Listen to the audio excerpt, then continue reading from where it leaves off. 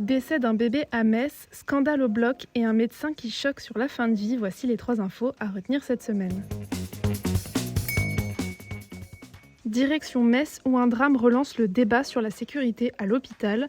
En avril 2020, un bébé de 2 mois hospitalisé pour une méningite est mort en réanimation. Ses parents affirment qu'il aurait été laissé sans couverture sous une climatisation et qu'il serait décédé d'hypothermie, son corps ne dépassant plus 25 degrés. Ils ont déposé plainte en 2023 pour homicide involontaire et non-assistance à personne en danger. L'avocat de la famille a annoncé hier qu'une enquête judiciaire était en cours et qu'un rapport d'expertise a d'ores et déjà dénoncé des défaillances à tous les niveaux. De son côté, l'hôpital de Metz-Thionville assure coopérer pleinement avec la justice. Un anesthésiste britannique quitte le bloc opératoire en pleine intervention pour avoir une relation sexuelle avec une infirmière. Le docteur Suhail Anjoum, consultant anesthésiste à l'hôpital de Thameside près de Manchester, a en effet demandé une pause confort pendant une opération en septembre 2023. Il a laissé son patient endormi sous surveillance et s'est rendu dans une autre salle où il a eu des relations sexuelles avec une infirmière. Absent pendant 8 minutes, il est revenu poursuivre l'intervention qui s'est déroulée sans accroc. L'incident a été révélé récemment lors d'une audience disciplinaire. Le docteur Anjoum a reconnu les faits, exprimant des excuses et expliquant traverser une période personnelle difficile. Il a quitté son poste en 2024 et souhaite désormais reprendre sa carrière médicale au Royaume-Uni. Le docteur Didier Payon, médecin réanimateur de 64 ans et ancien chef des urgences dans la région lyonnaise, a déclenché un vif débat en publiant son ouvrage « Ces malades que nous aidons à mourir ». Dans ce livre, il raconte ses 35 années de carrière marquées par des décisions difficiles en fin de vie.